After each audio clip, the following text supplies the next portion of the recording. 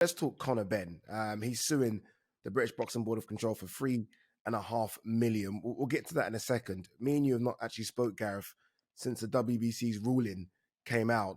Conor Benn and his legal team sent a 270-page document to the WBC, and they've come back and said, okay, we believe you. There was clomiphene in your system, but we believe that it's actually come from the amount of eggs you eat. And that's the reason they put him back in the rankings. He's now clear to fight. He's still having ongoing problems with the British Boxing Board of Control regarding their licensing of him fighting over here. But I do want to get to this 270-page document, all for it to be just about eggs. I feel like there's more to this. I feel like the WBC need to release the full statement here, because I don't think they have. Well, Mauricio Suleiman, who was the president of the WBC, who was in Saudi Arabia for the build-up last week with Tommy Fury and Jake Paul, he gave several interviews where he was asked this question about the statement, but didn't want to elucidate any further than on that statement that came out last Wednesday. They've exonerated him of knowingly cheating. They've upheld the VADA tests, that they weren't contaminated, or their VADA test, the WBC CARES test, taken in July. But they've accepted that Conor Benn's nutritional input could have caused the clomiphene to show up, not twice in the system, but because it only relates to that one test, because the VADA test taken in September ahead of the Chris Eubank fight that was scuppered, obviously, 3 days before the event, doesn't hold up in this investigation for now, because that report was simply about that one. There's no strict liability on that one, which there is on the other VADA tests. So they have accepted that he's not a drugs cheat, that he has not knowingly put clomiphene in his system, and therefore, in a sense, Eddie Hearn, his promoter, says he wants to press on with his career, and Conor Benn is saying, look, I've proved in this report, this 270-page report, that I am not a drugs cheat. Look, there's a lot to talk around this. Now he's suing the board for $3.5 million. Apparently, we're yet to have confirmation of that. He's planning to sue the board, is what I've read, over lost earnings for that Chris Eubank Jr. fight. But it's just putting pressure, isn't it, on the board to make a decision, and UK Anti-Doping, to make a decision over whether they whether they renew his license, rather, or whether they take a decision on banning him or giving back the license that he relinquished last October, that he surrendered to them in their hearing. Yeah, it's all legalese. There's a lot of pressure on the board in UKAD. They don't have those kind of resources. So, I mean, I think that's what it is, isn't it? That's what it is. Sorry to cut across you, Gareth. I do apologise. That's the big thing here. Conor Benn suing the British Boxing Board of Control, who don't have $3.5 million. They don't have that.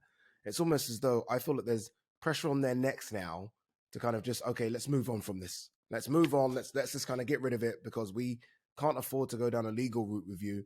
So potentially, here's your license back, and everyone can just stop. That's what it seems like from me on the outside looking in. Yeah, I mean, and whether you believe Conor Benn or not, whether the eggs is a viable excuse, the World Boxing Council have put him in a position to be able to fight for his right to get back into the ring. So, and he's taking it with both hands. So, the key for me is what the Boxing Board of Control and UKAD's response is to this. I know that Frank Smith had brief words with Robert Smith last week after this came out. But apart from that, I don't believe the board have received, or UKAD have received, this report yet. I'm waiting to find out from Robert Smith. But it's a very muddied situation. It has been for 5 months. We believed this was going to come out anyway, in terms of the revelation from the WBC that they were going to back Conor Benn not as a drugs cheat. So it's just one of those very awkward, difficult situations in boxing where we're not getting transparency on exactly how the board are being treated. It's all behind legalese. It's a very complex situation. You can tell that Robert Smith's upset by this, because Robert Smith doesn't really do interviews. Obviously, he done one with Simon Jordan for talkSPORT. He's normally in the shadows. Obviously, look, we see him at all the boxing events, but he doesn't really come out and speak about certain instances, certain things that have happened in the sport. So he's clearly angered by this. And I do wonder if there's a bit of a power struggle here. But what angers me is how Conor Benn's legal team, and Conor Benn, he has to take responsibility as well. He's the head honcho. How they've given the WBC this 270-page document and VADA, and they've not said, okay, UKAD, British Boxing Board of Control, you have it as well. Like, why are we not sharing information here? You want to clear your name with the British Boxing Board of Control, give it to them as well. Yeah, absolutely. And, I mean, Eddie Hearn has a beef with the Boxing Board of Control after not making a decision earlier when they knew about the positive test for clomiphene, which he has a right to believe, I think. Why didn't the board make a decision earlier? Why was it left until 3 days before the event? Was it because the story came out through a newspaper article? There's all these things that need clearing up. And,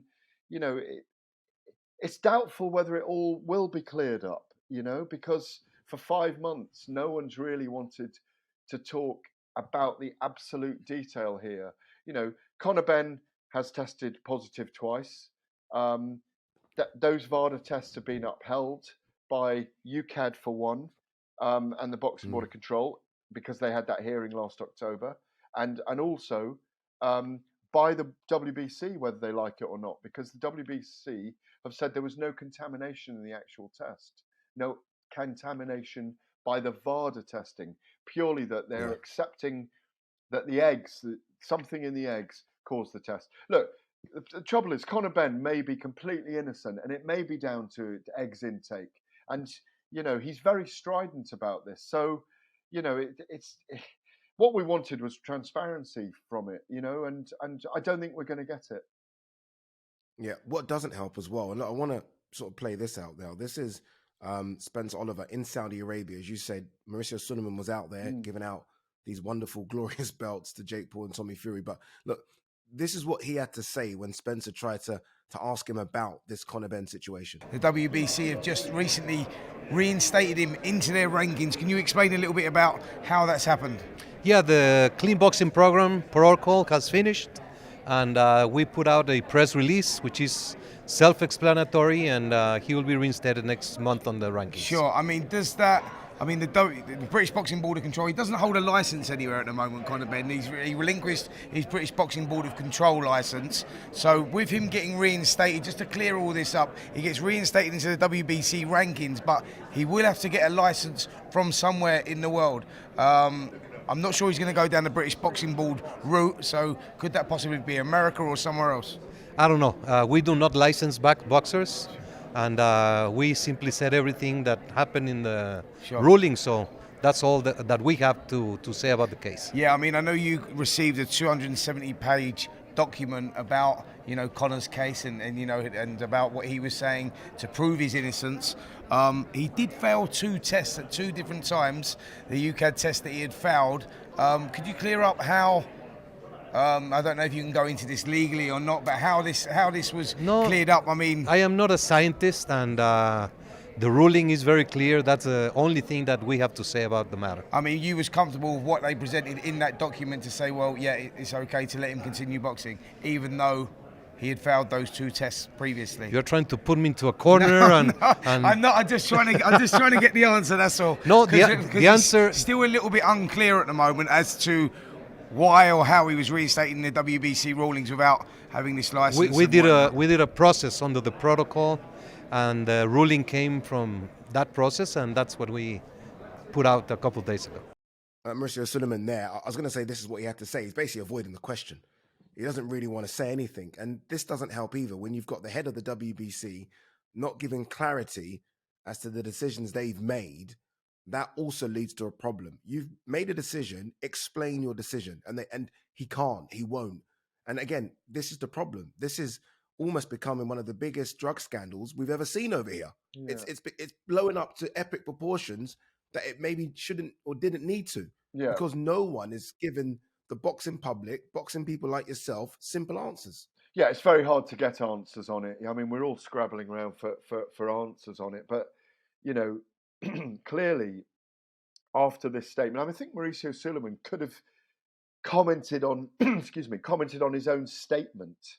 That's what was disappointing, that he didn't go over the details of the statement. I thought that was disappointing. But beyond that, Eddie Hearn said quite openly that they are now moving on with Conor Benn's career. They're going to look to get him out in May, June, or July, April, May, June, I think he said.